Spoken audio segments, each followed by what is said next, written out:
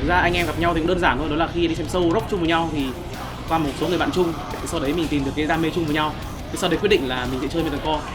Nhưng sau có một điều đặc biệt là sau khi chơi metalcore một thời gian thì chúng tôi có một cuộc bận, chúng tôi nghỉ. Thì sau thời gian nghỉ đấy anh em cảm thấy là mình không thể thiếu cái dòng nhạc này được.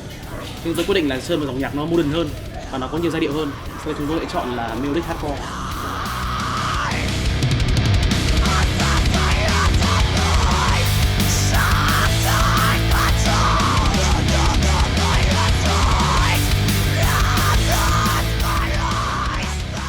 Từ cách viết của hardcore, metalcore thì thường tức là bắt nguồn từ guitar, tức là đánh những câu riff.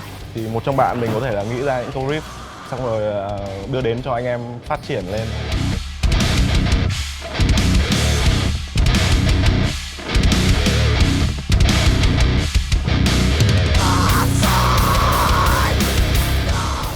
Nhưng mà cái ý tưởng thì nó không nhất thiết phải đến từ guitar, cũng có thể đến từ trống hoặc là một cái giai điệu để hát nó khác.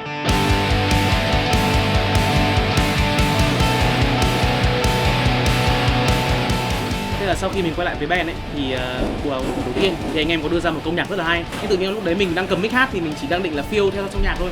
Thế tự nhiên đầu óc mình lại nảy ra một cái giai điệu rất là hay và rất phù hợp với cái bài này. Và khi mình vừa hát xong thì anh em được thấy nó rất là phù hợp. Thế là một cái nó rất là bất ngờ chứ không phải là ở nhà mình nghĩ là mình phải viết cái bài này theo giai điệu nào, mà nó hoàn toàn là do là feel trong cái lúc anh em chơi với nhau.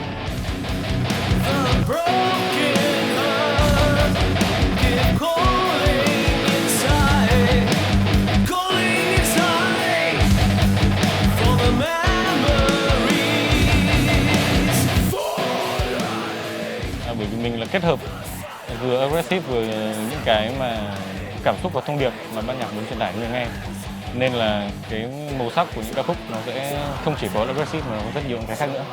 Như cái bài mới nhất tôi vừa nói là bài The Lasting Memory thì là nó là nỗi buồn của một cái người bạn trong ban nhạc. Khi mọi người muốn thay một cái lời nói quá tình cảm, tôi có thể truyền qua ca khúc.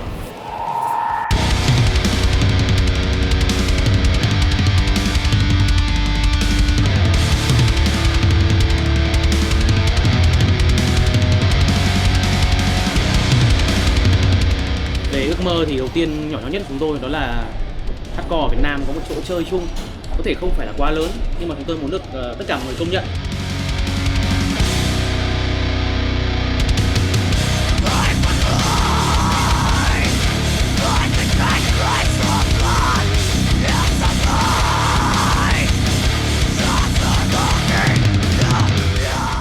Mà để được phổ biến rộng rãi thế thì mình phải hoạt động càng mạnh hơn, hoạt động trưởng thành hơn.